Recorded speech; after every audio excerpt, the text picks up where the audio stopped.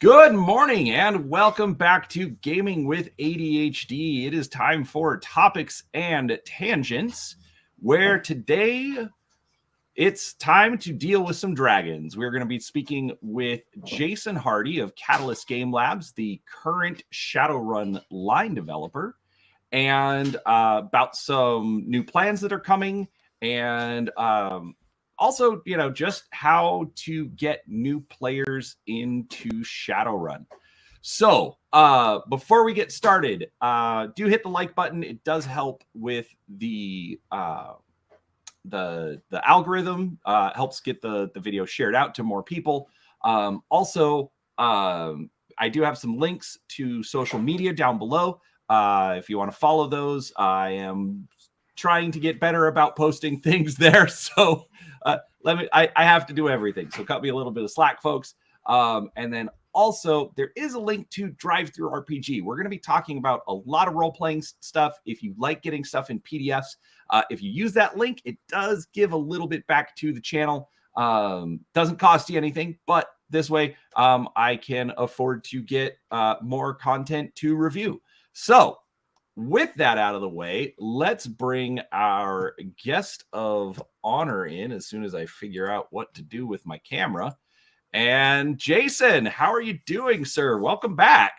Thank you. How are you doing? I am sleep deprived. Isn't that your normal state, basically? That it is. Everyone asks me how I'm able to do it, and it's just one of those things of I just don't have a choice. So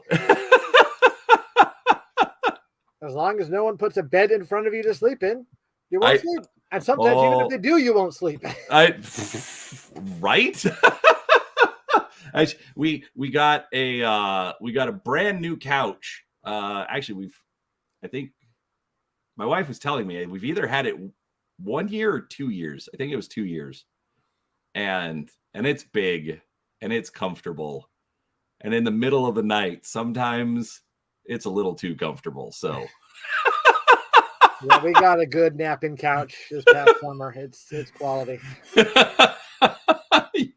You can not argue a good napping couch. It's way better than a 10 by 10 storage unit. So there's that. So Yes. Anyways, so this all kind of came about because there's been some big news in tabletop role-playing games recently. So I must have missed it. I didn't.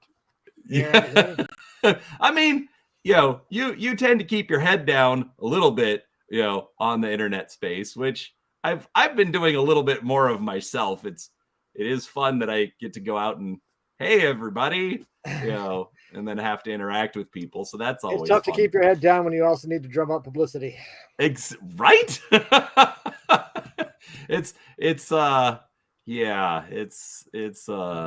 tiring sometimes. But anyways, so real quick, what are your thoughts on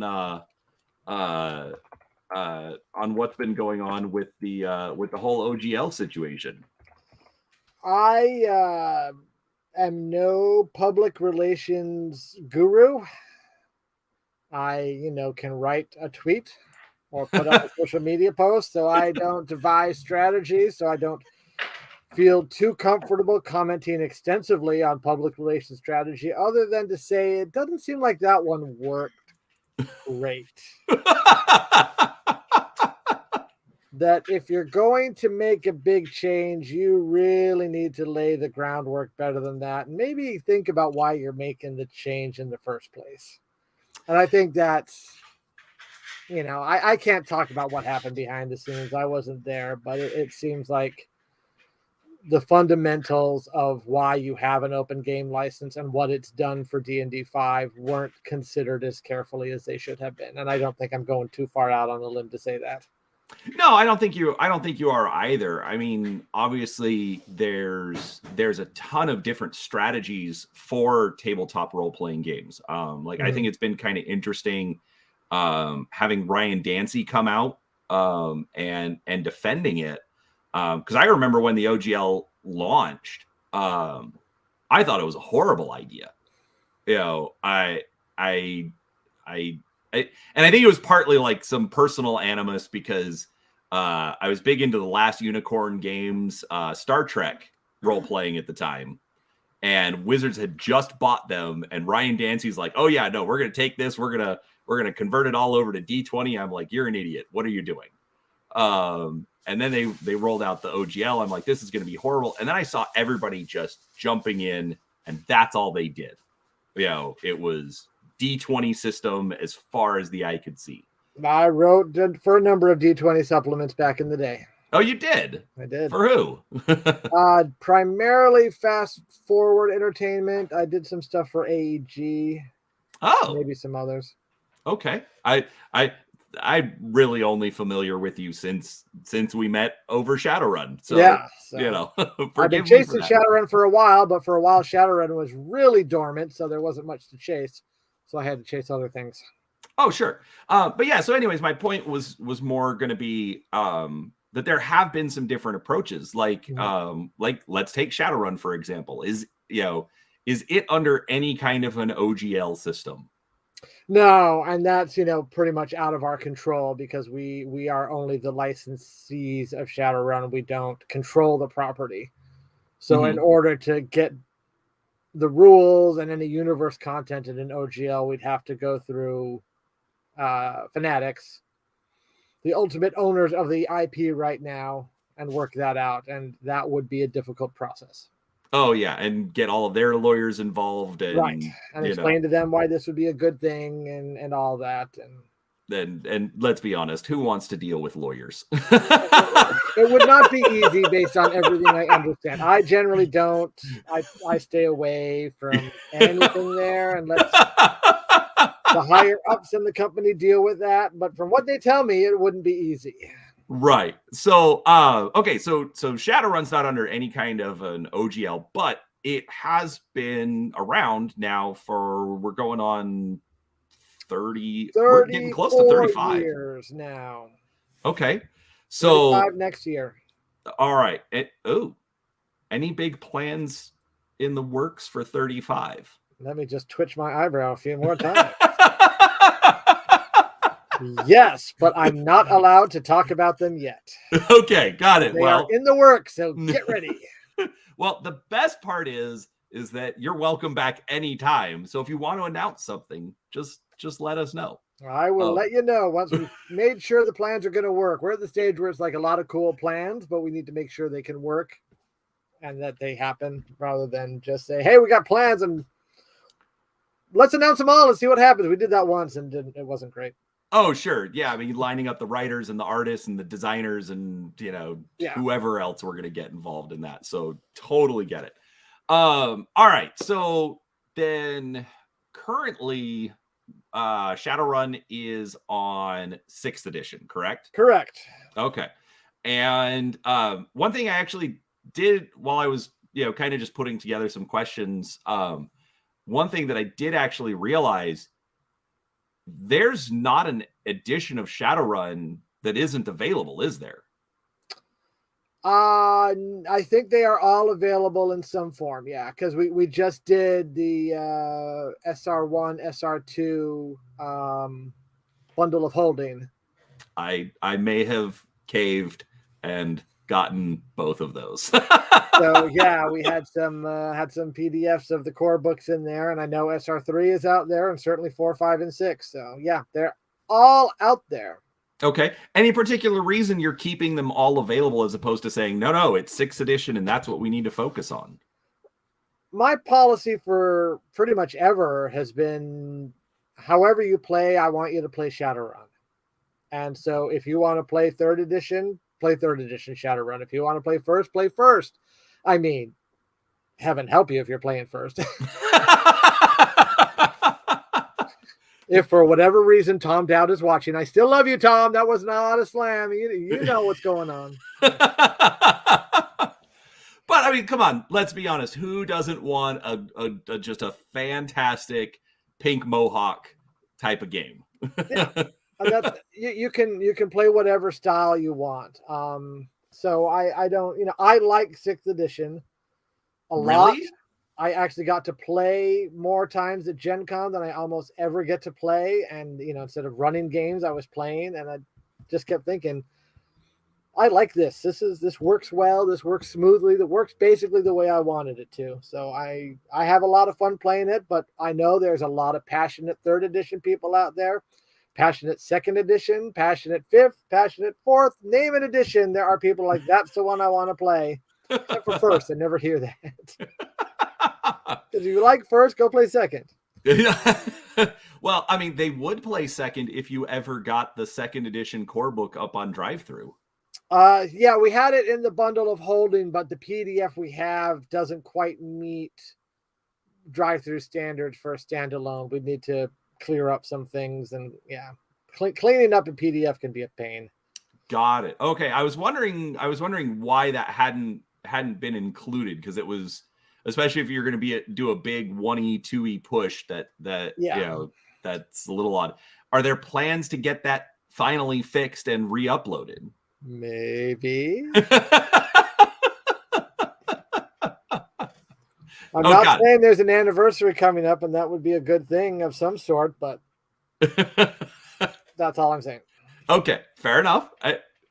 You know the rules. You are allowed to not answer any question that you're not allowed to answer. Right. I will filibuster as much as I want. Got it. Okay. So with the bundle of holding, how well did that do? It did good. It did pretty well. Yeah, that it not as good as some of the SR6 stuff, but plenty good that we will be doing more historic bundle of holdings coming up.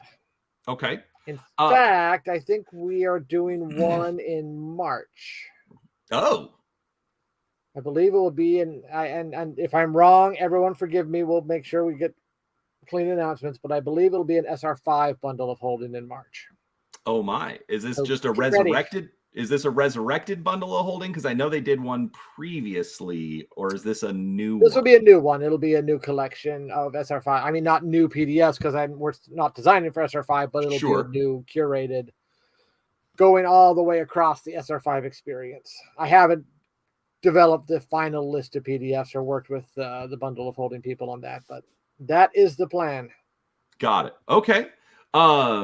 Then okay, so that was well received, and then in January, some things kind of blew up in the industry, as we've already alluded to. So with all of that going on, has there been any uptick in Shadowrun, in people getting interested in the game, taking a look at it? What have you heard? Yeah, our January was pretty good. Our January sales showed that there was some curiosity, and just on social media there were different links of people saying, hey, check out this game if you're a little mad at WotC. So yeah, we had a little uptick. Okay. Not a huge one, but a good one. Okay. Now I warned you I was gonna bring this up. So 6th edition has we'll say had some growing pains. Haven't we all? So I don't want to get into I don't want to necessarily focus on why that happened. That's probably been dissected plenty of other places, plenty of other people talking about it, and sometimes made stuff up. Really? This on is the internet, no less. This is the internet. No one would do that. How dare you suggest such true. a thing? I'm sorry, Al. I retract my words. No. So there were some launch pains there. But it was 2021 that the Seattle edition of the core book came out. Correct. Okay. How has that been received? Really well. I'm really happy with how it's been received. I see it just, there's good comments, just that it's got all the updates in it, and just ideas of doing city books have also been generally well received. I think it really was a nice tie-in to have the Seattle book and the Sixth World Companion, because the companion also gave a lot of optional rules so that you could make your game exactly the way you want it to be. And so those two things have helped. And I was just talking to Randall Bills at Catalyst earlier today, just how we've really noticed over the past year or so a shift in the conversation, just much more positive in general about SR6, which is always nice. Okay. Yeah, I mean that's one of the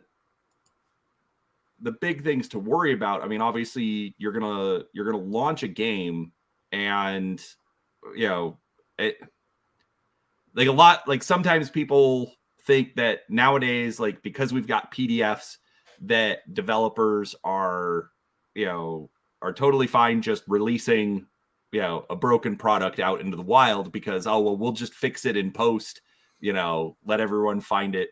And from what I know of you, I don't think that's done intentionally. That is generally not my intention ever. No. So, but I mean, obviously you have to send books back for reprints. And I think the Seattle edition was a nice touch. Lets you try out some new art. I'll be honest, I really, really like the art on Seattle edition over the core book. Really? I like the Seattle edition. I like the core book cover a lot too. But... Oh, no, I'm not trying to say it's bad. One thing I actually do think is kind of interesting about Six World, is that to me, the art style is very, very consistent. Mm-hmm. Like I know that, I forget the name of the artist. I looked it up when I did Shadowrun week last year. The one that's done a lot of the covers is Benjamin Giletti. Yeah, the guy out of France. Yeah. I reached out to him, asked if he'd do an interview. He never got back to me. But if only I knew a guy. I don't know that I've ever talked to Ben. I'd have to put you in touch with our art director, Ian. He is contacted with him. I just send Ian notes and say, tell Ben to make it cool. And then I get a cool thing back. And I'm like, great, it worked. Oh, well, fair enough. Well, so I know he's done a lot of the covers, but even then, like when Echo's done a book, or some of the other artists, like I'm looking at Shadowcast, and that was Tyler Clark. Mm-hmm. Even then, I still think there's they've done very well at just making the art look consistent across the board for the covers. I don't know if that was your request or whatever, but I think more than just like I'm going to call it the trade dress on older editions, where like the borders and stuff would kind of set the tone. These, I think the actual art itself carries across that tone and makes them all look a little bit more unique. Yeah, I'm glad you're saying that. Yeah, we made a conscious decision with SR6 to move away from the fuller framing of SR5, just because that was starting to look dated. So that means there's less of a footprint of the trade dress there, and so the art needs to carry more. But we also have now serving as the art director for Shadowrun, Ian King, who knows Shadowrun up and down and has done Shadowrun art. And so he's able both to give specific directions to the artists and then do the touch-ups too that really give it that unified look. So I think there's a lot of credit goes to Ian for making what you're seeing happen. Got it. Okay. Well, maybe one day I'll have to talk to him too. You should. Ian's delightful. We had an Eeyore competition between Randall and Ian at the last Shadowrun production meeting, and Ian blew Randall away, out Eeyored him by a mile. It's a beautiful thing. Okay. Because this is topics and tangents, what is an Eeyore competition? See who can act the most like Eeyore. like as in like the voice, or just voice and attitude. It's not just the voice. You got to have the attitude of, nothing I do ever works. I guess I'll try. but you're going to be a better Eeyore than me anyway. That sort of thing. And Randall sometimes can get there, but usually he has too much bounce in his voice, but Ian just laid him on the carpet. I was gonna say Randall usually doesn't strike me as the we'll call it depressing type. No, he's got the face, and since he doesn't like to smile on pictures, sometimes he looks scary. I mean, it took me a while to get up to the nerve to introduce myself to Randall because I saw him from a distance for a while and was like, that guy got large knives somewhere hidden on him and he's going to stab me. and you are not a large man. I am not a large man in any sense. So I was a little scared of him, and then he turned out to, not be scary at all. Exactly. Games. It was great. So, okay, so then since you've launched Seattle Edition, obviously we've talked about a bunch of different things that are kind of contributing to some renewed interest in Shadowrun. How well was that received? Well enough that it's about sold out. Oh, so okay. The plan all along was to do one city edition, and when it sold out, do another city edition. So we are currently in the process of prepping the next city edition so that there will be a new one on the shelves in late summer or so. Oh, got it. So new core book this year. Yep. Okay. Is there still more errata that's going to be added to it? There is a little more. We have our errata committee, and they've been looking things over. And last I checked, and I said, gave the call because we told them that we were doing the new one. And there was, just one or two things. So there might be a couple minor things, but that's about it. We've covered things pretty thoroughly at this point. Okay. So I am going to bring up one thing. Okay. Okay. Character creation. So we all know that I'm a bit of an idiot. I wasn't going to say that. I mean, that's fair. Either I'm really dumb or I couldn't figure out in the rules. I was trying to just just work on a character. Somebody asked, oh, have you done a, how to make a character video? And I've been considering it because usually I'll just like the rogues gallery or the archetypes that are already built in there. Anyways, I couldn't find any kind of a line that said how to use the attribute and the skill points. Now, that's gonna sound kind of dumb because you're just like, oh, well, just spend them. But it wasn't until I found a video that actually said, oh, it's a 1-to-1 point. So if you want 5 in an attribute, you spend 5 points on it. I couldn't find that line anywhere in the book. I mean, I could open my PDF right now and double check, but that probably is not the best video entertainment right now. That is probably just through PDF. Send me an email and I'll highlight the section. Anyways, just bringing that up because again, I might get sidetracked from time to time. Let's see. All right. So, man, that one totally derailed me. Did I mention the city that's going to be in the new book? Oh, I should have asked. I'm sorry. What's the new city? Berlin. Berlin. City edition Berlin. We have just a nice confluence of things that people I've liked that setting for a while. The second Harebrained Schemes Shadowrun game was set in Berlin because people voted for it. And recently our good friends over at Pegasus in Germany, who do the German versions of Shadowrun, brought in Andreas Schroth, or Oz, as he's known in the art credits of Shadowrun books, as their Shadowrun line developer. So I talked to him when we were at Essen last year, saying that we wanted to do the Berlin book. And did he have someone that he thought could write up some Berlin text for us and do some Berlin art? And he was just like, yeah, me on both of them. So he has written up some text and done some fine art. So we will be looking all through it. He's working on a cover right now. So we'll edit that up and pick out the art, and then we will have a Berlin edition to go, ready to go soon. All right. So I am going to bring up this question, and I know we've talked about it before. But so Omen Owl in the chat says there are some other Shadowrun licensees overseas.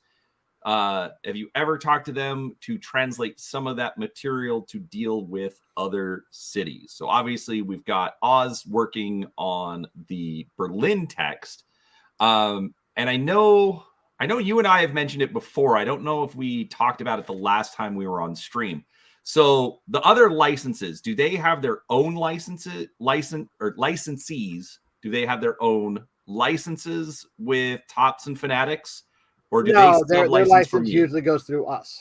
Okay, got it.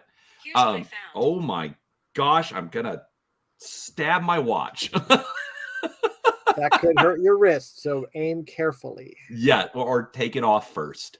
You know. That'll work. It just keeps going off when I'm not even asking it anything. So reason I bring it up, they have, like, I know France and I think Germany have been putting out their own books that aren't in English at all. Okay. Has there been any development on trying to get those brought over? We've had some conversations. Just translation is expensive. Okay. So we need to compare what we think the sales will be compared to the translation costs. And right now that the numbers haven't worked out. We can get the numbers to work out, then sure, those are, we've talked to both Pegasus and Black Book about bringing some of their stuff over. Okay. But we got to make the numbers work before we can pull the trigger.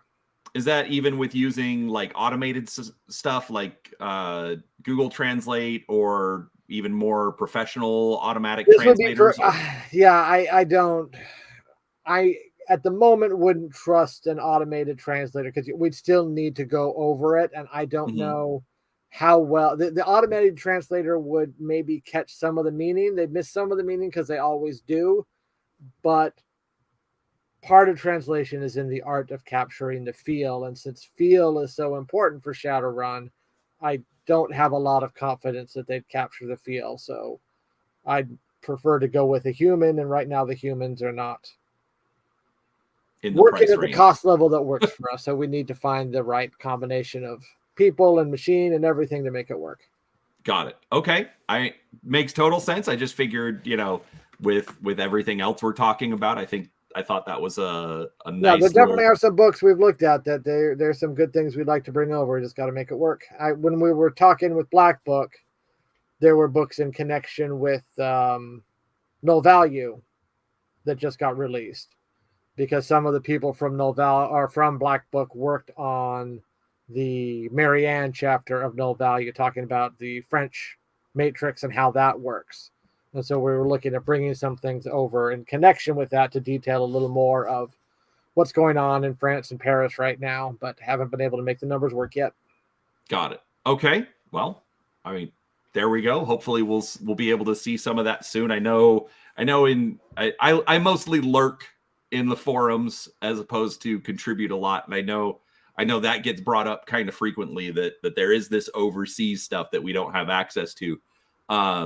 Which I do think is kind of funny because technically there's a lot of, American stuff that not necessarily for Shadowrun, because obviously with the sub licensees, they're going to do their best to try and get that stuff translated. But with they tend not to do everything. They tend to pick and choose which books they want to do. We bring out a fair volume of books, so they don't do them all usually. Got it. Yeah. So even then, they're still limited by what they or to English or what they can get on their get in their language, right? And what their schedule and resources allow. Got it. So I also want to bring this up because I think it's hilarious now. Speaking of our beloved errata committee, hi Hal, how's it going? So, all right, it's not very exciting or very easy to find. So I will have to look at it later. But anyways, that is Hal Nelson, leader of the errata committee. Well. Shadowrun writer, fine human being all around. Well, if you speak for him, I'll at least have to give it some weight. So, all right. Well, thank you very much for Hal. I will look into it. It definitely needs a little bit of clarification. So I'm just going to throw that out there. We'll bold it or something. I don't know. Wait, what? We'll bold it or something. I don't know. Something, A yellow bar over it. Because gaming with ADHD is an idiot. Here. A little sticky next to it. So, all right. So that's cool. Nice to know that there's been some good things going on. I'm trying to not talk too much about stuff that's coming in the future, just because, then that would spoil having you back on when you do the big, hey, here's what's coming for Shadowrun this year. Oh, but we can still talk about some of it. March, we're hoping to have lots of fun things. Right. Well, that's towards the end of the show. Quit getting ahead, Jason. Jeez. Future me is looking forward to talking about that stuff.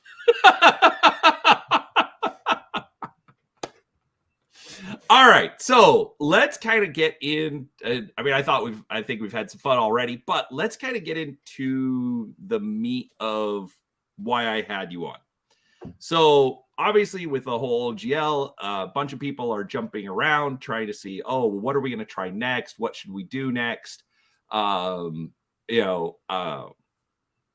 thing that I did, like, if there is anyone here who is new and considering Shadowrun for the first time, I will say one thing I did hear on another forum. If you're currently playing 5e, finish your campaign. Don't stop in the middle. Just finish it out.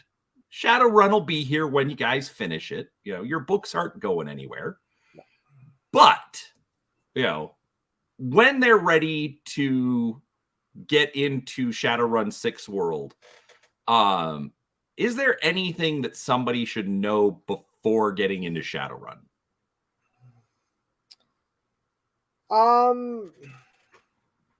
Just to kind of adjust your thinking of how you're going to approach the role-playing game. That think about, rather than thinking of classes, think of archetypes. Rather than thinking of storming your way through, think about lots of different ways to approach a problem. The more you kind of open up to all sorts of possibilities of what a game can be, and that's what I've always loved about Shadowrun, is it's not just science fiction, it's not just fantasy, it's all of them. So it's everything and more. And so the more you just let it be anything that you can make it, the more fun you're going to have. Okay. And along the same lines, where do you recommend a new group start with Shadowrun? Should they just grab the core book and just dive in, or? So usually when I'm talking to people like at a Gen Con, a lot of times they're asking, do I want the beginner box or do I want the core book? And you say what both. I say is, that's right, of course you need them both. And here's 5 other things you need. Now, if you feel you just want to get a quick taste, start with the quick start rules. It's not going to have all the options that the full book would have, but that will at least give you a sample of how the game works. And so you can get in, get a taste, see if it's something you want to explore more of, and then from there you could move to the core book. If you're pretty confident in your abilities to just dive in and take all the options on, then go ahead and get the core book. You don't need to have some of the options removed.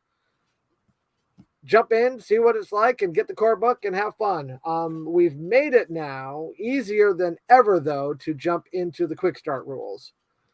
So at Roll20, we have a compendium of the quick start rules, and we just today added the Battle Royale adventure there. So that is all available for free. You could just get all that material, look over the quick start rules, get the pre-generated characters, and then you have an adventure ready to go, so you could run through it on Roll20, or just get the material and run through it with your friends, and that way you can get a free taste of how it works. Cool. So and Battle Royale, that was the beginner box adventure, correct? Correct. Got it. So if you want to just try it out, technically you can get a beginner box for free by going to Roll20. Yep, that is true.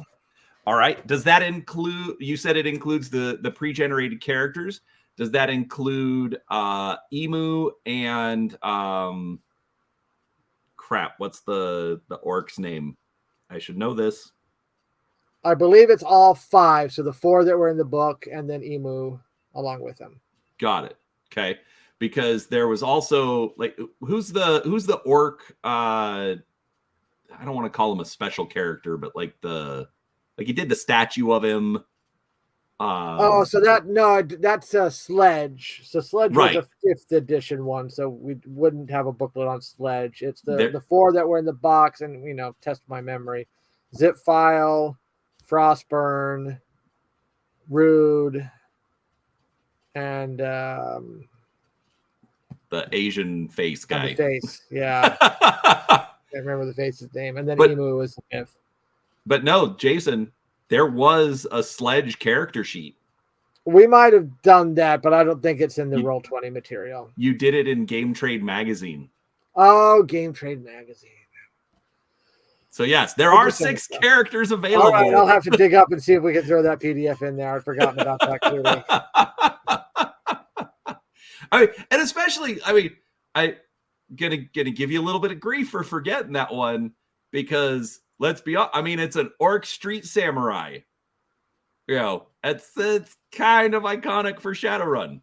Yeah, it is, but we've done them for 5th, so I forgot we also did them for 6th. Got it. I release a lot of books. There's so many things. No, and again, going off on a little bit of a tangent, and me, boosting Jason's ego. That is one thing that I do like. Hal has told us you is the face character, which yes, I remember that now. Hal goes through PDF, so I don't have to be on screen doing it myself. There we go. Thanks, Hal. I'm going to interview Hal next time is what's going to happen.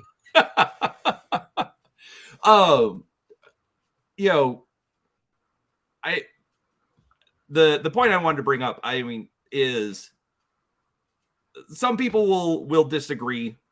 Some people will think I'm just trying to butter you up so that you keep coming back and talking to me, and maybe throwing a PDF my way from time to time. For the record, folks, I buy like 90% of them, just saying. But I do think that you have been really, really good at keeping products coming out consistently. Sometimes I wish they were a little faster. It usually, like the last couple of years, it seemed like there was something every month, not necessarily, a full book, but it seemed like there was something every month. And then it like 3 or 4 months ago, it seemed like it kind of slowed down. Got a little bit of a shipping delay in there. Boats are a problem. Right. That's true, because you're not going to release the PDF until the physical copy is available as well. Yeah, at least until it's in the warehouse. Got it. I had forgotten that. So that makes a little bit more sense. And obviously we will talk about more of that stuff when the big announcements are made as far as what's coming. But okay, so beginner box on Roll20 or physical. Actually, that's one question I wanted to ask. So the core box, there's the controversy about when 6th edition launched. Did that spill into the beginner box as well? I'm not like as sure. far as like the editing problems and missing rules, things like that.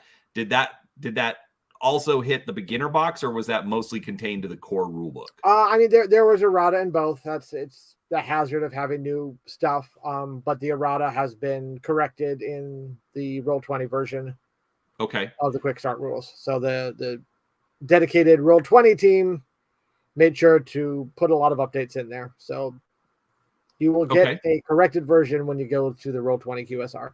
What if they get the physical box? I can't remember if we've done a reprint on that or not. I'd have to go back and check. I know we had put some errata together, but I can't remember if that's been reprinted. So I'd have to go and look at my archives. Okay. So, well, people just look for the errata just in case. All right. So there's the beginner box. Obviously there's the core rulebook. If somebody wants to get in and just jump in whole hog. Now, what do you recommend for first time character creation? Should they just, again, dive in, learn the rules, even if they don't know how to read very well, like some idiots, what are the options they have for making characters? So you can do character creation through Roll20. At least they have the character sheet. There's also a program, and we it's not official yet. Whether we'll be able to make it official is still under discussion. But Genesis is a program to do Shadowrun character creation that works really well, and it's got a lot of features in it. So if you want to generate a character online, you can use that. If you buy the core rule book, you've got the rules for using the priority system to build a character. If you buy Sixth Word Companion, you get a few other options added, especially point buy, which I know some people prefer. So you can make a character those ways, or of course you can just, grab an archetype and start with one of them. Okay. Now, the archetypes, how many are available in the core book? Roughly 10 or 12. Okay. Got it. So I mean there's 10. There's obviously Hal's gonna correct me in a second either way. He's not really interested in the discussion. He's just trying to keep us in line. That's which is fine. I need it.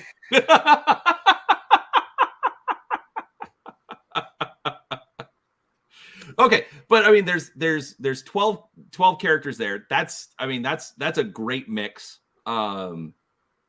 There's, especially with how many different ways that you can build a character.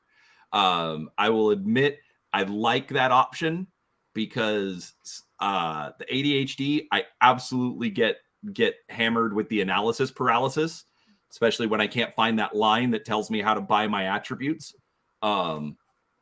That's my fault, though. Not blaming you guys. I mean, you were, but that's okay. I'd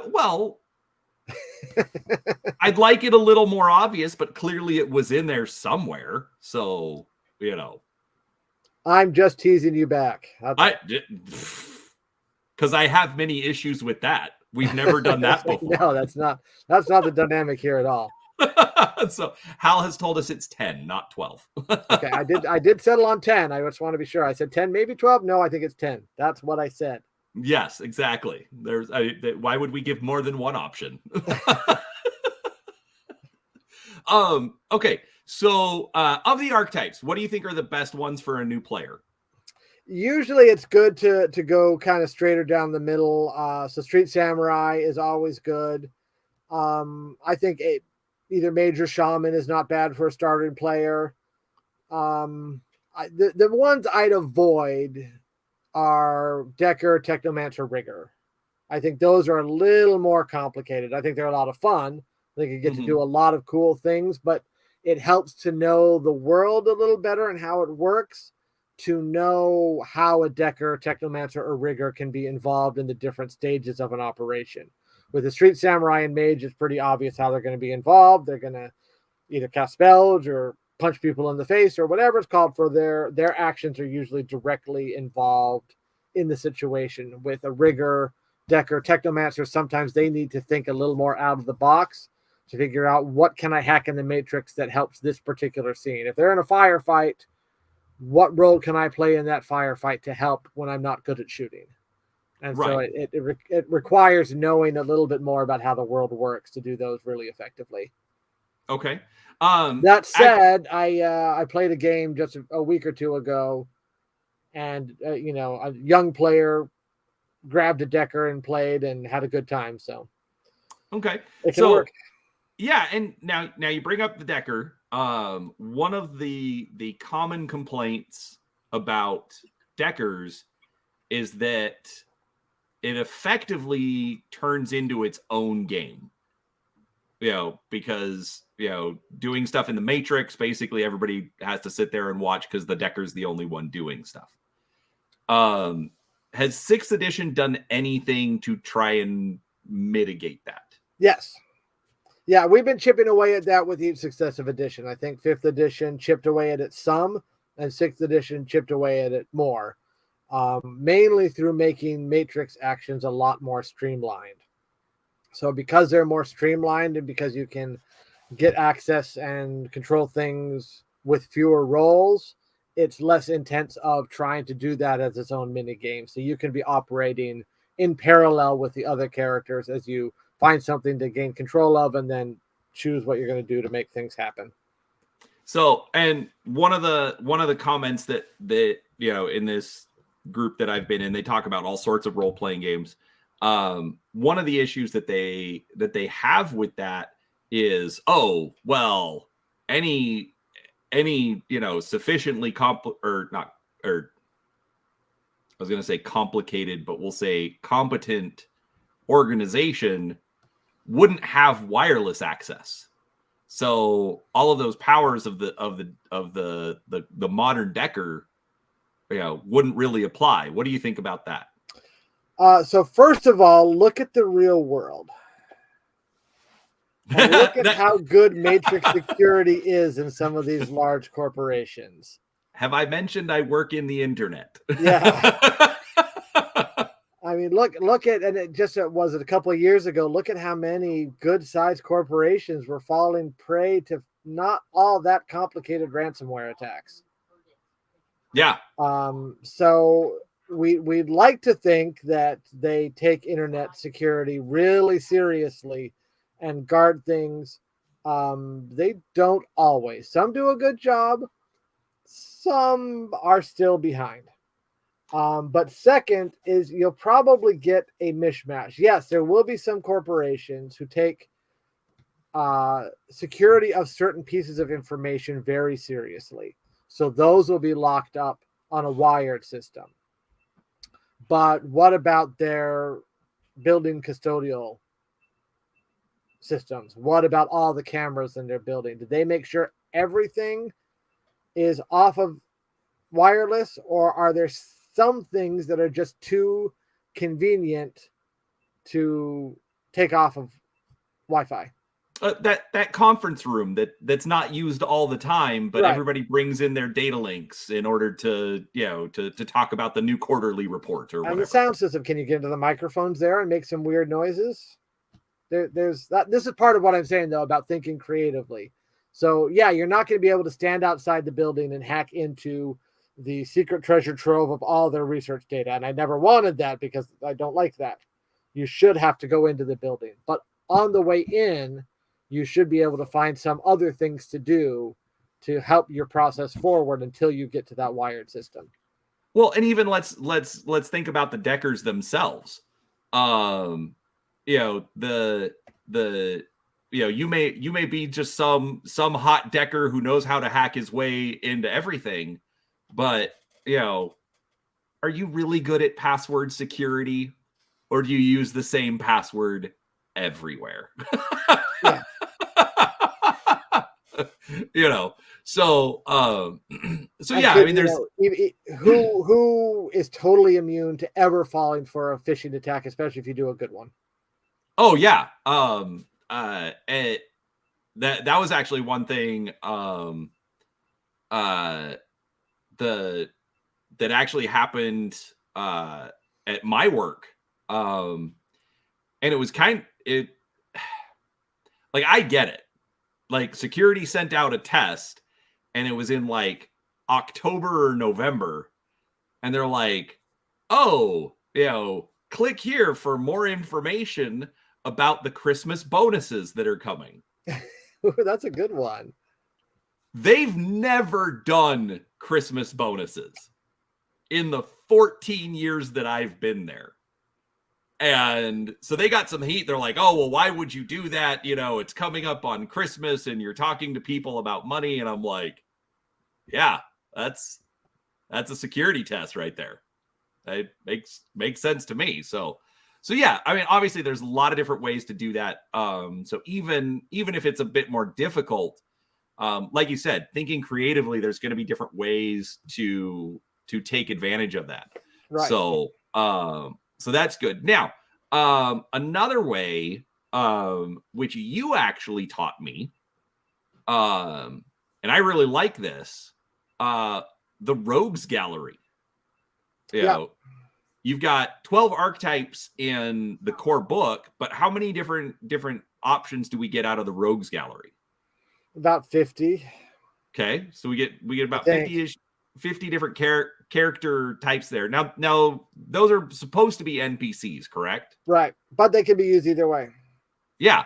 Are there any downsides to trying to use those as your archetype, for a character? I mean, the biggest downside just is that it's a small deck of cards, so we had to abbreviate some information, and there were some things we couldn't provide. So, you have a little bit of an abbreviated set of stats, but you still have all the attributes and skills you need. And if you need to make up a few things, you can, but it's really easy to use them. So there's not a significant disadvantage, no.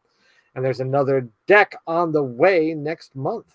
Oh, I was gonna say, next month. This month. It's February now.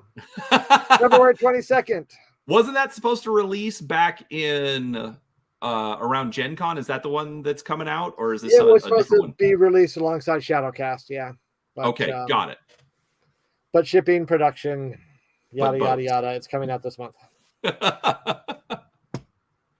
Cool. All right. So then, if you're going to use one of the Rogues Gallery characters, would it be fair to say, like in normal character creation, after you get all of your stats and everything built out, you do have 50 karma that you get to spend to bump things up a little bit. Would you say that's appropriate to do with those characters or not? I mean, generally not, because generally they are fully created without needing reserve karma. But it's your game.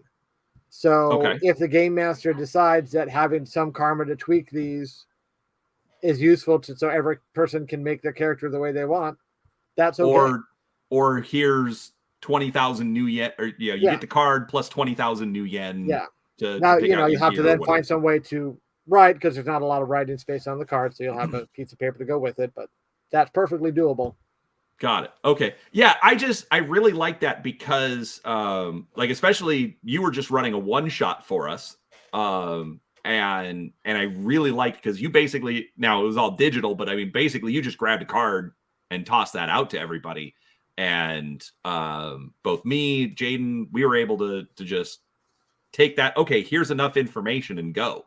Now your wife should have read her card a little bit better. It was Gen Con. It's late. I know. I just thought it was really funny because she's like, well, I always play a character this way. I'm like, yeah, but just read what you have, because that's not what you get to do this time. Anyways, she was still a lot of fun to play with. Don't think always is. Don't think I'm trying to pick on Kat. So yeah, she's about to see you in a few weeks, so you shouldn't. Play nice until.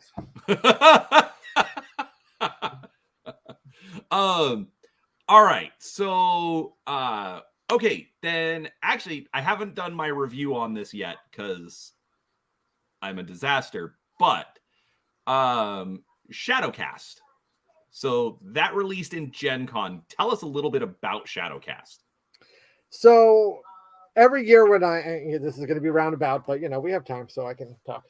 Every year when I'm designing the schedule for the year, there are certain slots that I feel, I'm going to have 2 rule books. I'm going to have a plot book. I'm going to have a campaign book. And then you kind of get to the wild card slot. So what else can I do that's different from these other books, and maybe different from anything I've done before? And I really like thinking about those books just because they keep being experiments of, let me see if this works. Let me see what people think. And so that's what Shadowcast was kind of an experiment looking at what could be a useful thing for players. And since archetypes are always useful, we were talking about them in the core book, it seemed like, what if we did a book that listed more archetypes, made them a little different from the typical archetypes, and then provided advice of how could you make this character, what kind of background would this character have, and what should you know when you play this sort of character. And so that's what that book is for, to give you different ways of kind of stretching the boundaries of Shadowrun, or trying to bring a different character on a Shadowrun and figuring out how you could play it and make it fun in the game. And how many new archetypes did you introduce in that? Why do you keep asking me numbers questions about how many? Okay. Number 1, you're allowed to ballpark it. Okay. About Number 20. 2, okay, I was counting still, and it is 20. So Woo-hoo! Good guess. So, I mean, I'll get into it more when I actually do the review. Basically, I got stuck like halfway through reading it, and so I didn't finish all of them, even though it's the concepts are still kind of the same across the board.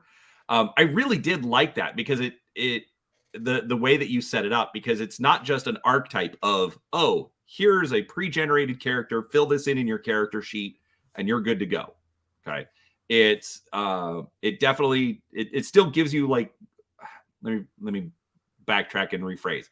It's more of those guidelines as far as, okay, if you want to play this kind of a character, well, focus on these stats, focus on these skills. And then that way, especially, the idiot on this side of the camera,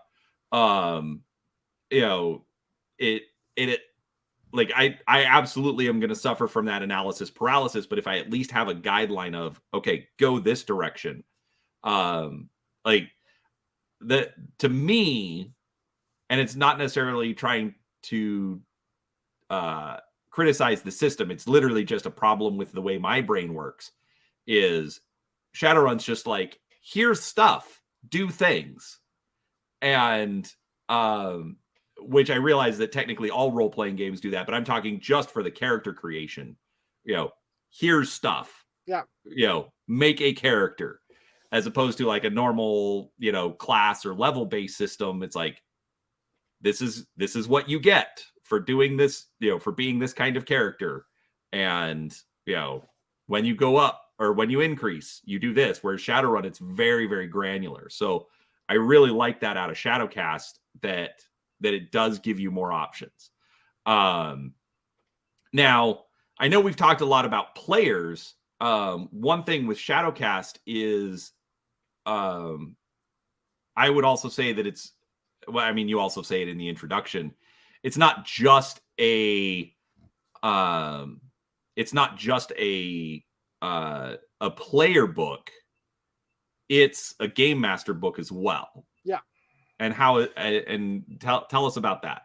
Well, any of the characters or any of the archetypes could be opponents or NPCs in there. So, if you talk about having a sniper or having an eagle shaman, that could be something that the Shadowrunners go against, because you're always going to be throwing different sorts of enemies at them, and putting some variety so they're not all the same is always fun.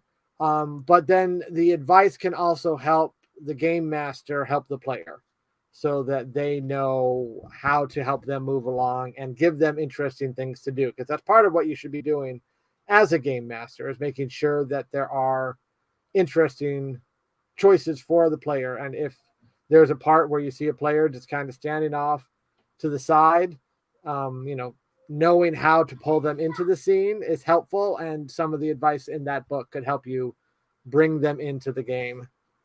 Yeah, I mean, I think each archetype gets like 3 or 4 like straight up plot seeds. Yeah. Like, hey, you like grew up in a super fancy neighborhood and fought with the kid next door, and so here's a plot seed on how this is going to affect you. Yeah. And something for the GM to play off of. So I definitely like that. I think it's good that, especially because like it is these plot seeds, but you wrote in the book, or whoever wrote it, players are allowed to read this. Normally when you get like adventure seeds or whatever, it's like, nope, players back off. You don't get to touch this. So even giving players an option of, hey, here's an adventure, here's an idea, could you try running this in the game? Or, does this help you, come up with an idea for the next session or whatnot? Maybe you're in between storylines, so here's something to work in. So I definitely like that. And I'm a big plot hook fan, so I'll throw them out whenever I can. I mean, let's be honest, it's a role-playing book. Technically, everything is a plot hook, somewhere. But again, for the idiot in me, I like just the, kind of blatant, hey, here's some ideas, here's some stuff to work with. So, all right. Okay, so I actually had somebody like it's been kind of funny. He's been commenting on like all my Shadowrun videos for the last couple of days. So nice. He's totally jumping in on this. So we've been talking about Six World, but there's technically another active Shadowrun game. That's true. Which one is that? Anarchy. Shadowrun Anarchy. Okay. What is Anarchy? Anarchy is our rules light system. Okay. And you can go around the internet and find people debating, is it really rules light or rules medium? What is rules light? Anyway, for us, it's rules light. Okay. So it streamlines a lot of the things. It came before SR6, so some of the things it did influence SR6, especially when the skill groups from SR5 became just the skills in Anarchy. And once I saw how that worked in Anarchy, I said, oh yeah, I'm keeping that for SR6. That's a good change. Much shorter list. And so some other things, gear is pretty much just there for flavor in Anarchy rather than having mechanical effects. So it's a lot more narrative based. It uses the queue system that we have at Catalyst that can allow for rotating game master style if you want to do that rather than have traditional game master player. So everyone has a role in creating the story. So it's faster, looser, more keep the story moving along rather than resolve things through lots of dice rolls. Got it. So more of an, we'll call it improv style role-playing game as opposed to a mechanical style. Yeah, it still has dice rolls. You're still at a lot of points going to be adding skill and attribute and rolling your dice pool to see how many 5s and 6s you got, but less adjustments overall to that dice pool, and that's going to happen a little less often than in SR5 or SR6. Got it. Okay. There was recently a release for that as well, right? I believe it was like Anarchy 2050 was the most recent release from that. Got it. Yeah. Okay. Are there plans to do any more, or is it just kind of as a like an as needed, or somebody comes up with there will be more? I have to figure out what I want to do for it. I haven't figured that out, but there will be more releases for it. Yeah. Got it. So nothing definite yet. Nothing on the horizon, as it were. Got it. Okay. Now, an interesting thing that he brought up. So this has actually kind of come up, like for me, actually just recently. Apparently, it's been going on for a couple of decades now. Shadowrun solo play. Okay. Have you ever tried that? I have not tried it. As someone who spent a fair amount of time in his youth being the only person I could roleplay with, I see the appeal. and be sometimes trying to coordinate a large group. I haven't thought about how to mechanize the game master part to make it a good solo experience. So that would be possible future thing. I'm not ruling it out, but it's not something I've given a lot of brain space to yet. Got it. Okay. So for somebody who wants to try it on their own, what do you think would be most helpful for that? Obviously, we're both speaking from very little experience here. Yeah, I mean, some of it might be, looking at Crossfire, the deck building game we brought out, and look at some of how that set up missions and try to adapt some of that to Shadowrun rules. Okay. The big obstacle is, how do you mechanize the obstacles going against you? How do you know what the roles are going to be? And that's what you have to figure out, and I haven't yet. Got it. Okay.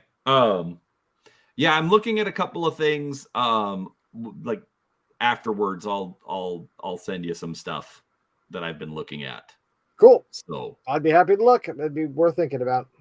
Yeah, I mean, especially like it's also not just, can you get a group together? It's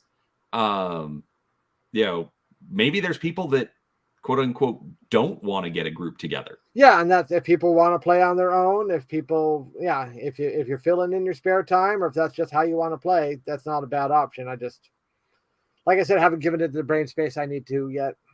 Oh, sure. And like I said, for me, I didn't even really know about it until like the last year or so.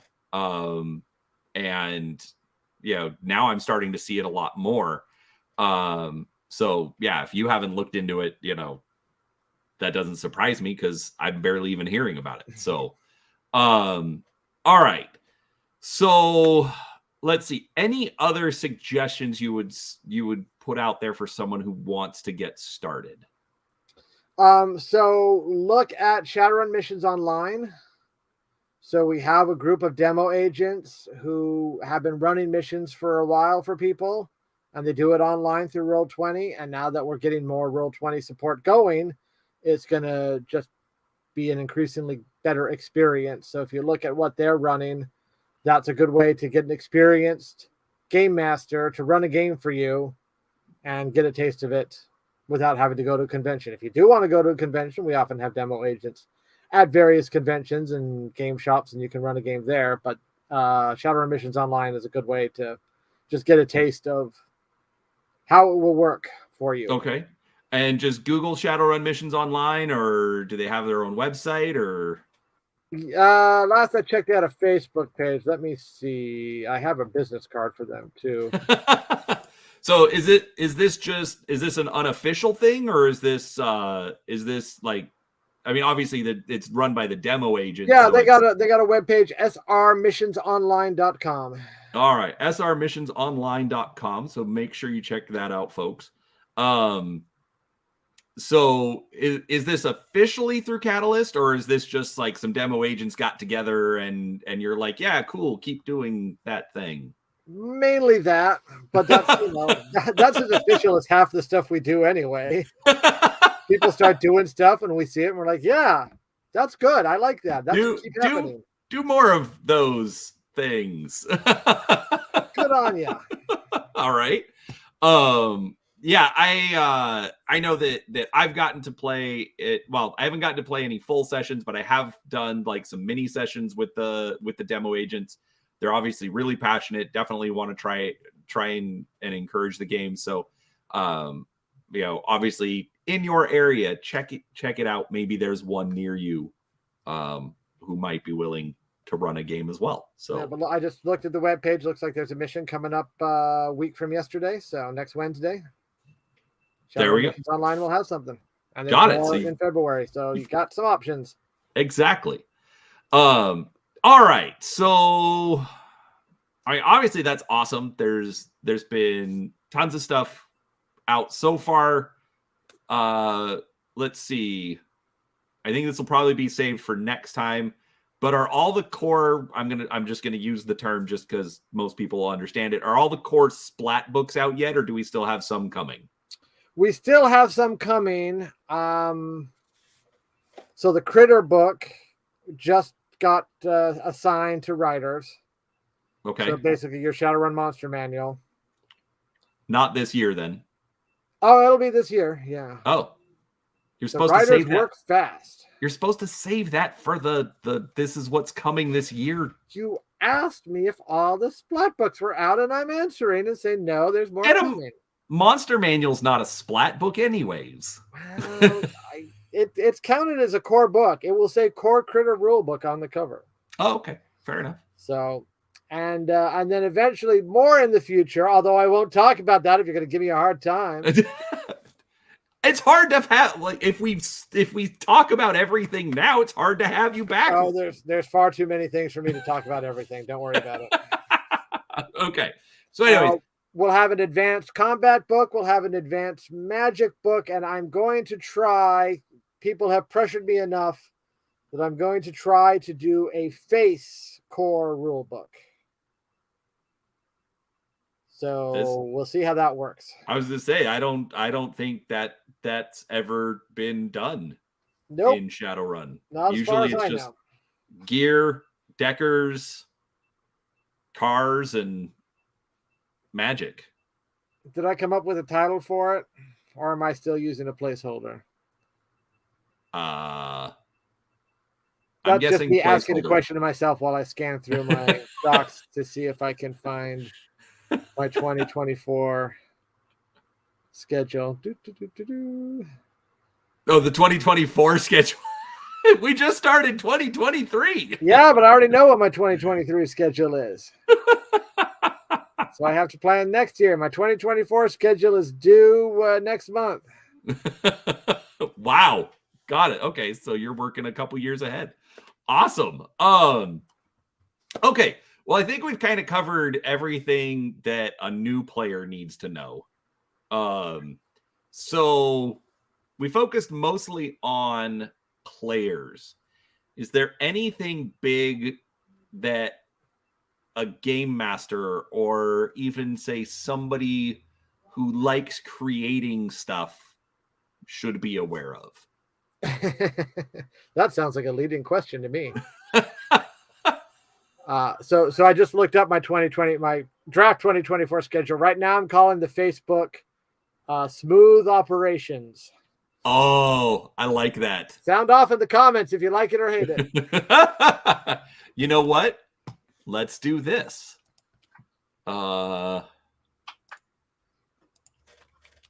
Should the Facebook be called Smooth Operations? And should it play a Sade song every time you open it?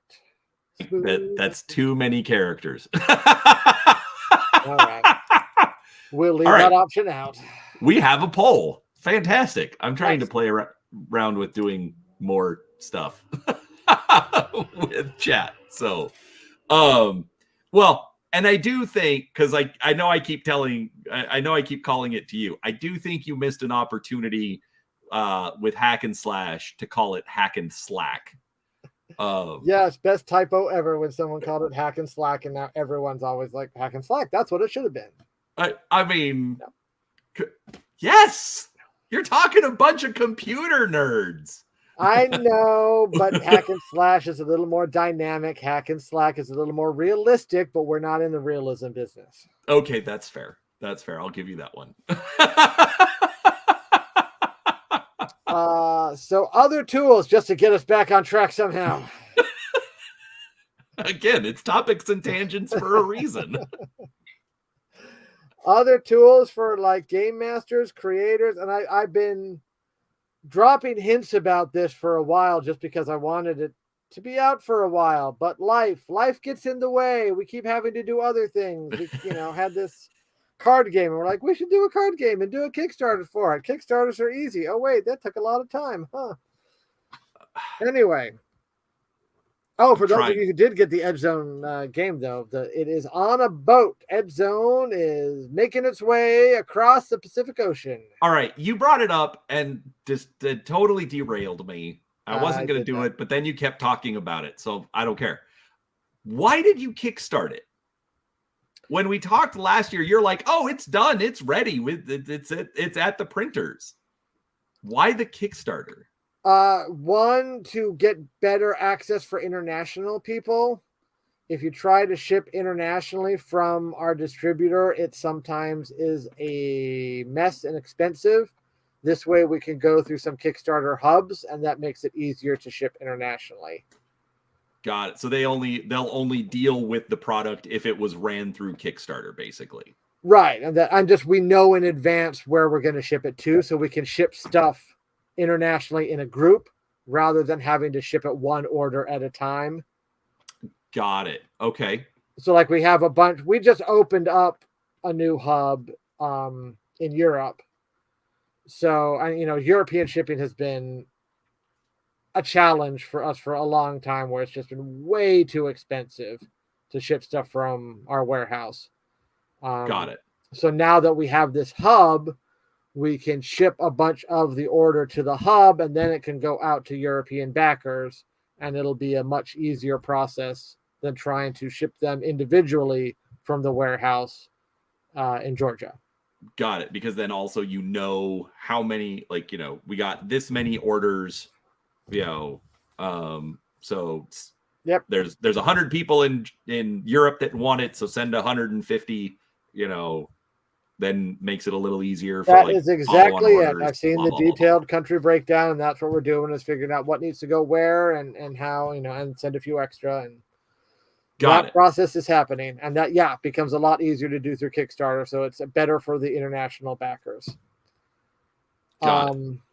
And then it was just to also run a Kickstarter that works smoothly, so that we could show that our Shadowrun Kickstarter process is now smooth. Got it. Because we did a Shadowrun Kickstarter and the process was not smooth. So we want to kind of build up confidence that we've learned a lot about how to do this, and we can do it much smoother than we did on Sprawl Ops. Were there problems with Sprawl Ops? A couple. Yeah. I mean, bless their hearts. We have the wonderful people, and we can't thank them enough, from Rem Alternus, who ran the Edge Zone Kickstarter. Mm-hmm. While they were running it and they were managing the comments, they noticed a few Sprawl Ops backers who still hadn't gotten all of their stuff. And so they said, we're seeing a few comments about this. Is it okay if we try to finish off that Kickstarter and make sure everyone gets their stuff? And so they made a proposal and said we could make sure everyone gets their stuff for this amount. And so they took on that challenge and been doing a fantastic job. So they're not only making sure Edge Zone gets fulfilled, they're finding the last people who never quite got their Sprawl Ops stuff and getting them things. So I am very happy that they are doing that work. Got it. Awesome. Well, shout out to those guys. I mean, obviously, I think every Kickstarter, ends up with some stragglers somewhere. Especially Ava, who's taken on the brunt of looking through all the comments. Go get it, Ava. Yeah. Awesome. Okay. Now that took us totally off to left field. What was the question again? Yeah.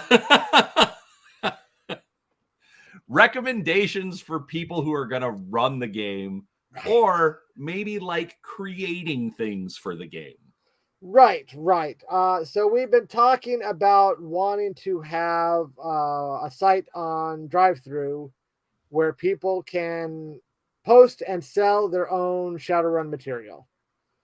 Okay. And so we've been working on it for a while, and we are finally at the finish line where I can say with confidence that it will launch in March. Okay. And it will be called Hollow Streets, because I wanted to resurrect that name and finally apply it to something. If you know about Hollow Streets. If you don't, then we'll have to have a discussion at a con sometime, because it's a really long story. I was gonna say, I know we talked about it a little bit last time you were here.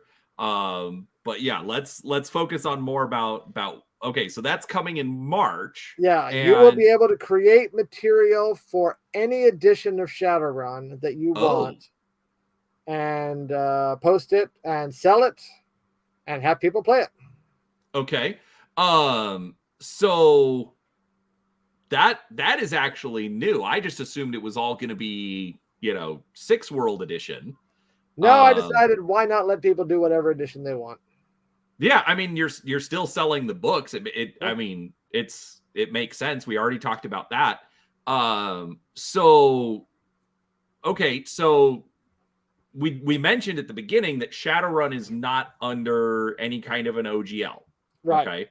So I mean, are there going to be any kind of restrictions, for this? Or I mean, There obviously are a there. few restrictions, so yeah, we'll have terms of service. But if you look at like the DM's Guild and on the other ones on Drive Through, they all have some basic terms of use. So Mhm. it'll have that. We don't want uh, overt racism. We don't want covert racism. We just don't want racism. That sort of thing. Okay. As far as like graphic sex, not looking for a lot of graphic sex in Shadowrun. Not looking for too much over the top violence, even though there's plenty of violence in Shadowrun. I think the way I described it is try to keep it to like a moderate R rather than a hard R or NC-17. Got it. Okay. But other than that, not a whole lot of restrictions. Whatever era you want to work on, what edition you want to work on, that sort of thing. Go ahead and explore and post your material and see how people like it. Okay. So yeah, so you mentioned like, no overt racism, things like that, which I know with OGL that was one thing that was brought up a lot was, some sort of a morality clause. Um I understand, especially because you do have some restrictions on how you can do this anyway, since it is a licensed property. Um, Mm-hmm. but like, would it be safe to say if you're going to do something like that, quote unquote, keep it in universe as opposed Sure. to Yeah. like, because I mean, obviously, like the Humanus Paula Club exists. Right. Exactly. Yeah. I'm not going to say there can't be any depictions of racism because obviously that happens all the time. And even though I just said Shadowrun isn't realistic, Shadowrun does hold up a dark, grungy mirror to reality and tries to reflect things back and look at our trends so that there will be people who have poor attitudes within Shadowrun, and that will be a part of the universe. It's just don't carry that over to your attitudes in the text so that your text is blatantly racist. You can Yeah, depict that, but don't endorse it. got it. Okay, so that makes sense. It's just I understand some of the concerns just because, especially, with how people act on the internet, sometimes, it gets misinterpreted or things like that. So, because I All want those to internet people turned that one AI chatbot into a Nazi so quickly. say, I right? forget where that was, but yeah, they That kept feeding was, her stuff and she went all Nazi. I think it was either IBM or Microsoft, Yeah, and it was a pretty big company. yeah, and it went quickly. I do remember that. So, but no, I mean, I want to see Hollow Streets be successful, but obviously they're, like you said like a moderate R. I was gonna say like a hard PG-13. You know, I think, obviously, when are the quote unquote specific rules for Hollow Streets going to come out? When we launch the site, they'll be posted on there. Okay, got it. So all right, so then what kind of stuff can people make for Hollow Streets? What do you want to see? I want to see people having fun. That's all I ever want to see. So, I mean, what we will provide is we'll provide the rules. You'll have a lot of templates. The templates will all be using the SR6 look. So we're not going to do a template for every edition. So you'll either have to do previous edition, but make it look like SR6 or design your own template. And we'll provide a lot of art packs. So if Okay. you don't want to do your own art, you can use some of the art that we're providing. Other than that, though, I want to see what people think is interesting to do in Shadowrun. I want to see if they think they want to cover geographies, if they want to develop their own plot lines. I'm interested to see it. And I absolutely will be looking at what people are responding to and who's doing really interesting stuff, and then look to see if they're interested in doing some of that interesting stuff for us. Okay. Let's see. All right, I'm gonna save that comment for later. Ben, we'll answer your question later. So like you did mention people could actually sell their products. Mm-hmm. Okay. Do you know what the revenue split is going to be on that yet? You're asking me numbers again. I mean, that's kind of an important one. Do I know? Maybe. Do I remember? Absolutely not. Because it's not going to be an OGL type situation where they can just make anything and Catalyst doesn't get a cut, right? Correct. It's a 3-way split. So Okay. Catalyst will get a cut. They will get a cut, and Drive Through, because they host everything, will get a cut. Right. I think it's a pretty standard thing. So whatever the other ones do. I haven't looked into it because Give me a minute and I'll find out. We'll talk about something else and I'll let you know once I have it. That's fine. I know I haven't looked into it because let's be honest, I'm bad at getting my writing done, but that's a whole, that's a whole related answer.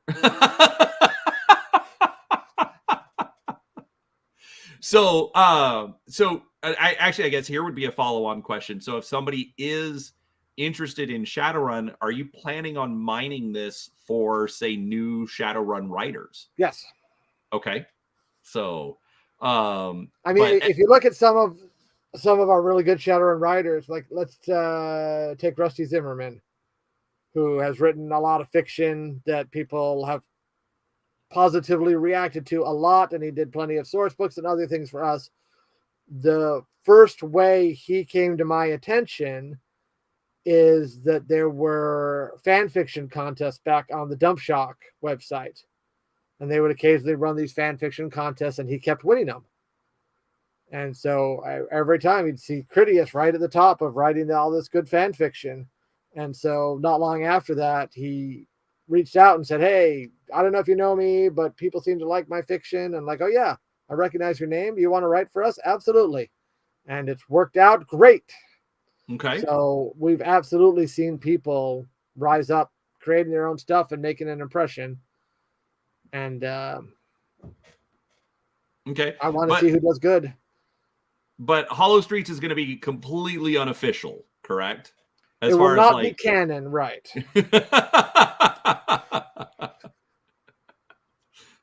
So apparently we are now summoning people. Rem Alternus, I heard Ava was mentioned, and thus I have appeared. Hey Ava, we were just giving mad props for handling Sprawl Ops and Edge Zone both. Got it. That's awesome. Got more people. I'm always happy with more people showing up because that's been the weird thing. I keep doing these and people keep showing up and coming back. It's really weird. I'm not used to it yet. Oh, well, it's Sarah. Never mind. Sarah, tell Ava we said hi. Sarah, wait. Oh, no, it's Sarah. Sarah showed up to bug me that I haven't given her pronunciations yet. I'm sorry, Sarah. I'm sorry. Forgive me. I've been meaning to, but there's a lot going on. And Kat and I haven't been in the same room enough lately.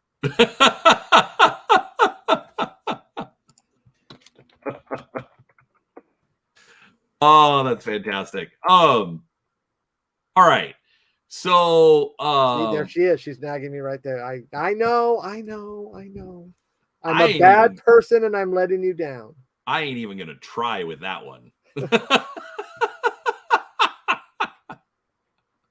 I can barely pronounce my Portuguese and German when I'm trying to practice them. I don't even know what that is.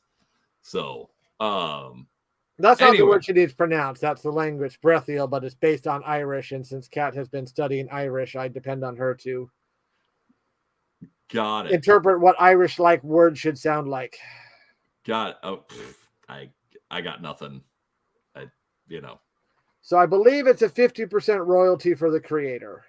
Okay. So the creator will get 50, and the other 50 will be split between Drive-Thru and Catalyst. Okay. Cool. Got it. So hey, if you want to make $5, just put something up for 10, which could be reasonable. I don't know.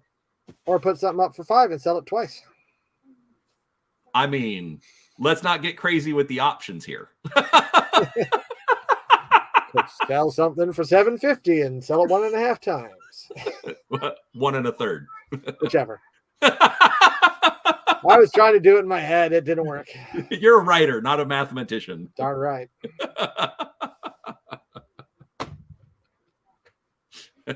I'm glad that we always have fun when we talk. That's why I'm here. Let's see. Yeah, bet somebody in chat just caught up. Yeah, put it up for 10 and sell it twice. Exactly. So, and Hal says that Sporethiel is Scots Gaelic for Google Translate. The word itself might be Gaelic. Most of the words in Sporethiel come from Irish Gaelic, especially the names of like Tir Nanug and Tir Tamgera. So we're loosely doing things, but we use the fact that Kat has Irish knowledge and I don't have either Irish or Scots Gaelic knowledge gives her a leg up, so she gets to be official. Fair enough. So is anything like, okay, outside of like subject matter, is there anything that's going to be off limits for Hollow Streets? Like you can't write about, the planes or Chicago or I'm just throwing out ideas. No. Okay. I mean, the main thing is that you have to write Shadowrun stuff. Don't write stuff for other settings using Shadowrun rules. So I don't want to see it's not an open gaming license. Yeah, and whether while I'd love to see Earth Dawn connections, we don't have the Earth Dawn license, so you can't put Earth Dawn stuff up on Hollow Streets. Got it. Okay, so no Earth Dawn in no Earth Dawn in Hollow Streets. Right. Sorry, I was looking at chat and got super distracted. So don't answer this, but I'm going to put it up for us to see. So Hal wants to know the target release or the release target for Body Shop. Again, Hal, we've said it multiple times that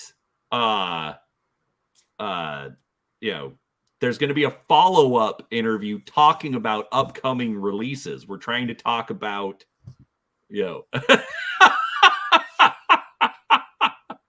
That's the release calendar. If you can zoom in well enough on your phone or whatever you're watching this on, maybe you know what's coming. So surprise everybody. June is the target for Body Shop. Got it. So that's the Splat book for this year. That is one of the Splat books along with Wildlife. Wildlife will be looking at end of the year, November or so. Got it. Okay. Man, we keep spoiling the next interview. Anyway. I'll come back. I'll have pretty critter pictures next time. Okay. So actually, this is actually a good one. Any thoughts about working with people making independent third-party apps, character creators, etc.? Now, you already mentioned Genesis. Wasn't Wolflair doing a character creator as well? Yeah, Lone Wolf was doing Hero Labs for Shadowrun. They don't seem to be doing it anymore. That doesn't sound positive. so yes, we're more open. We had an exclusive license with them, so we couldn't do other things. That was one of the things that slowed us on Roll20, is even though there isn't like specific character generation software on Roll20, there's character sheets and character tracking, and that fell under Lone Wolf's license. So we had a little trouble getting to Roll20, but that trouble has now passed. So that's why we're able to get stuff going on Roll20 now. So we could also look at character sheets. I'm always open to someone like sending me a proposal that I can look over and figure out how the numbers work. Jason at catalystgamelabs.com. All right. So I actually, that would be another thing with Hollow Streets. What about if they just want to make something like, you know, an alternative character sheet, or, you know, the critter creator tool or so something. Like a character sheet they could do. No, I don't know how much of like an app they could make, but if you figured out a way to do a fillable PDF that did some of the calculations for you, that probably is something that could work. Okay. Yeah, no, I wasn't talking like actual software. I was talking like I think Palladium Books like recently put up like it's basically just an Excel spreadsheet. You know, like click a couple of boxes and you get an NPC out of it, kind of a thing. Is that actually, now I'll just add, is that kind of stuff allowed, since it's still technically a document of some kind? Yeah, the content rules are not strict. I wanted to keep them pretty open. Okay. The other restriction I made is you can't release rules for an edition that didn't support those rules. So you can't do complex forms, which are Technomancer programs, for an edition before 4th. No complex forms for 2nd edition. No wireless tech in 1st edition. Right. Don't make everyone's head explode that way. Just stick to the theme and the complicated stuff for enough. that edition. But you know, other than those things, really, I did not put many restrictions at all, because I don't want to tell people how they should have fun. I want to see what they come up with. Okay. No, I mean, those are all the questions that I wanted, like, or type of answers I wanted to get out of you on this. I mean, you know, talking about stuff over Messenger, you know, is not very efficient sometimes. That's true. That, and you have to work. So and I should, because, you know, I got to repay Sarah a little bit because she's still mad at me and stuff. One of the things that will be available is you can make complementary systems to Shadowrun. So, for example, it's just a hypothetical that I'm going to pull off the top of my head. Let's say you had a couple of people who are demo agents and wanted to design a vehicle chase game, or a vehicle chase and combat game that kind of abstracted the rules a little more than are in Shadowrun, so it moved a little faster, but still felt like Shadowrun. So let's say you were playing your Shadowrun role-playing game, you went into a chase scene, you could use their game rules to do the chase scene and then go back to Shadowrun, or you could just play that chase game by itself. You wanted to sit down and have a little scenario and do a chase game of low-flying planes going through skyscrapers, you could play that. So that will be one of the very early releases on Hollow Streets, is a game called Exit Vector. They are very enthusiastic about getting to be first in line when Hollow Streets launches, so I'll be coordinating with them, and that game should be available right at the beginning. Awesome. I mean, I am glad we summoned Sarah. You know. Well, I was going to talk about it anyway, because I don't want to give Sarah too much credit. But she did prompt me. Right. I was going to say, she did drop that in chat, so that's awesome. What about other virtual tabletops? Obviously, you're working with Roll20. Are you going to try and do anything with Foundry, or I forget who the other big one is? Yeah, I've looked at Foundry, so Foundry is a possibility. I know that over at Black Book, they have some skill in working with Foundry, and Foundry now has drive-through partnerships where you can put stuff together and sell it through drive-through. It's something I need to poke Lauren about. Okay. Sarah tried to put a Kickstarter link for Exit Vector. And then the chat kicked it right on out of there. I was gonna say,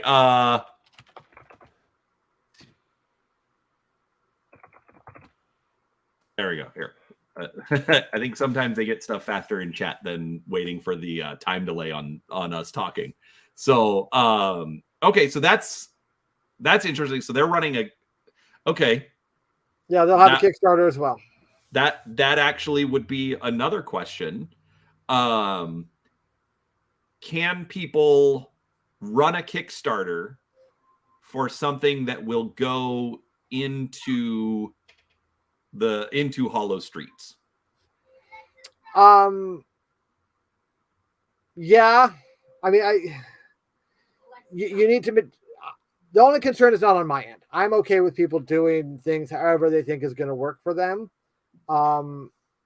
Just need to make sure that it's good for your customers. Are your customers going to want you to be?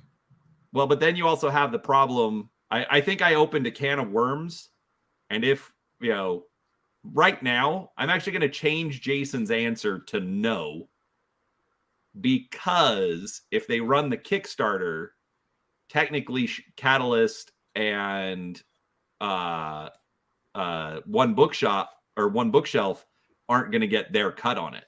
Right. So if you run a Kickstarter, you couldn't do it officially for Shadowrun. So Exit Vector, when they run their Kickstarter, won't have Shadowrun branding on that part. That'll be their part that is a standalone game of vehicle chase. Right. So it's as Sarah just said, it's system agnostic.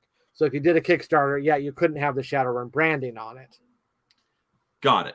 Okay. So, well, right. So that's a good clarification. But like I said, I opened a can of worms, and so that's why I'm changing your answer to no. But guess what? Jason can always come out with a yes later on, if they find a way to make it work. So, we'll see what happens in the future. Yeah. I mean, there's a number of tricks to doing that and making it work. Let's see. Did that go? No, it didn't go to. That just probably went to Brian. Oh, yeah. There we go. I got it. That is an ugly URL. It's a beefy URL. URL shortener. I guess I probably need to log in to use the chat. Google.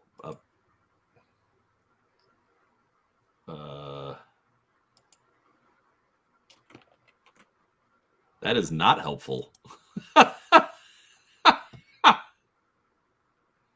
Bitly. Yeah, Bitly's a reputable one. It's gotten fancier since I first started using it. It has. Okay. So I apologize for this. Well, let's see if it works for my... Yep, that should work. There we go. Hooray! We figured it out. If you say so, I still don't see it. Oh, wait, there it is. Yeah. So I threw it in. It took the long route around the internet, but it has made it. So I have like 10 different screens going on. I am totally that Decker out of the Prime Runners miniatures box who's got like the arrows. Things going on. That's totally my desk. So I've got one window with the official YouTube stream thing, and then I've got the StreamYard window, and it's funny. Anyways, so anyways, so cool. We got to promote Sarah a little bit too. Let's see. All right. What? Okay, so we're at about we're at about an hour and 45. What else should we talk about? We got like 15 minutes. Unless it's story time. I don't know. Let's see. Did I hype everything that needed to be hyped?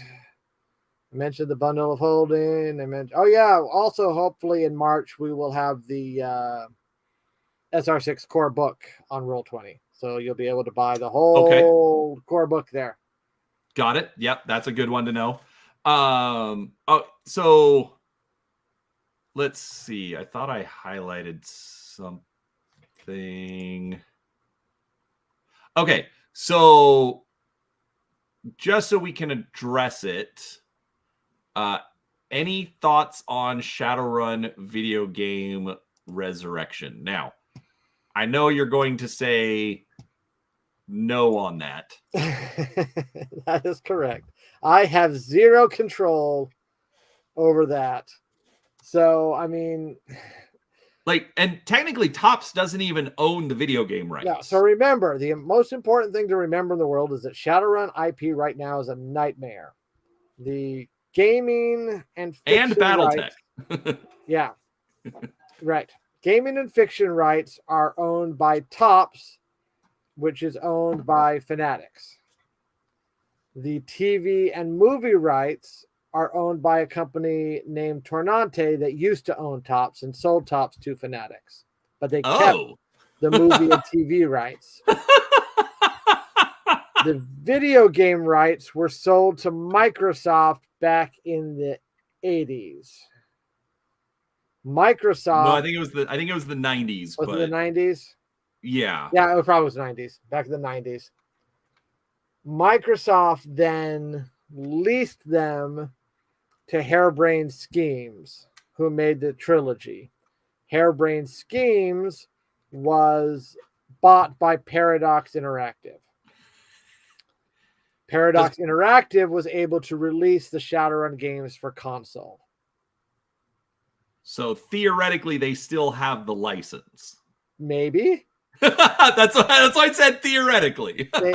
Theoretically, they could re-release those games. Do they have a license to do anything new? Do they have plans to do anything new?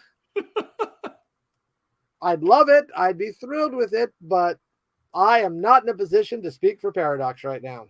Got it. Do you have contacts at Paradox to at least, poke the bear from time to time? We do poke the bear from time to time, but I am not in a position to speak for Paradox. Fair. Hey, no, that's again, you're allowed to not answer stuff on the show. That's totally fine. Okay. So no new official Shadowrun video games. Mac wants to know, what is the most ridiculous Shadowrun session you've ever played? So there's two that I go to. The one that my wife talks about all the time is one time they did a whole Matrix run that ended up being in a haunted Dracula Frankenstein castle, and they were hacking everything and encountering ghosts, so it became a ridiculous Shadowrun, but also with universal horror tropes in it. So that was great. And then the one moment I always enjoy was we were playing, and the team was going to infiltrate a junkyard. Okay. And they found an opening in the pile of junk that they were going to crawl through. And so one of them said, all right, I'm going to make sure it's secure on the other side. I'm going to roll my grenade through the opening and have it blow up. So he rolls his grenade, critically glitches on the grenade roll. So it rolls and it hits the junk and rolls back to him. So he's thinking fast and says, okay, I'm going to try to dive through the opening to get out of the way of the grenade. One of his team members is also thinking fast. So they pick up the grenade and roll it for him. And they make their roll. So as he's diving through the opening, the grenade is rolling right with him. And they both go through the opening and land together. He survived, but it hurt.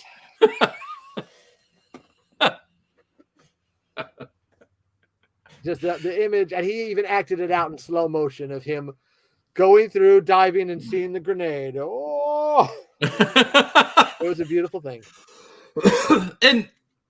And that's one of the things I'm actually kind of glad that Mac brought that up.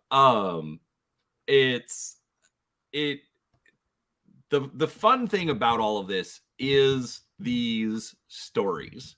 You know, I realize that you mentioned that he rolled a critical glitch, but when we're telling these stories, we're not talking about, well, usually not talking about rolling a dice. Obviously, if you crit or you glitch or whatever, you got to bring that in just to bring in the context as to why you're describing the story this way, as opposed to some heroic action of confidence and poise. Well, the same player once did a whole thing where he slid on a marble floor and had two guns out and shot both ways and hit both times. So he wasn't always bad at dice rolling. Sure, but again, think about it. You don't tell the story as, oh, well, he made this cool roll and was able to, to damage these two guys. No, it's he's sliding on the marble floor. He's pulling a full-on Matrix maneuver, and taking out two security guards on either side of him at the same time. So it's that's why I've been having so much fun with this lately, especially like with some of the interviews I've been doing, just being able to talk about these stories, talking about this fun stuff that we're all getting to create. So let's see. All right. So I'm getting a little bit distracted and not focusing very well. And also I still get to go to work. Speaking of stories, I've got a 9-year-old I need to tell a story to. Awesome. Okay. Well, any last things that you want to mention, or should we just save them for when the year in Shadowrun comes out soon ish? There will be more fun stuff coming up. So yeah, we'll just save the other things, but I'm always happy to talk to people who are playing Shadowrun and enjoying Shadowrun and want to create Shadowrun. I tell the story a lot about the years in my career where I just chased Shadowrun from company to company because I wanted to work for it. And it's great to be able to work for it and see people have fun with it because it is the best setting ever. Awesome. Well, then you and we will say our proper goodbyes, off stream, but everybody, thank you so much for being here. Thank you so much for Jason for being here. He does put up with me from time to time because we are friends in real life. And I do appreciate him being willing to show up and talk about this at all. So thanks to him for that. If you haven't yet, please don't forget to hit the like button, subscribe to the channel if you haven't, blah, blah, blah, all the regular YouTube-y nonsense. And other than that, keep your eyes peeled, and we will talk to you all next time. Thanks for watching, everybody. Thanks for being here. Bye.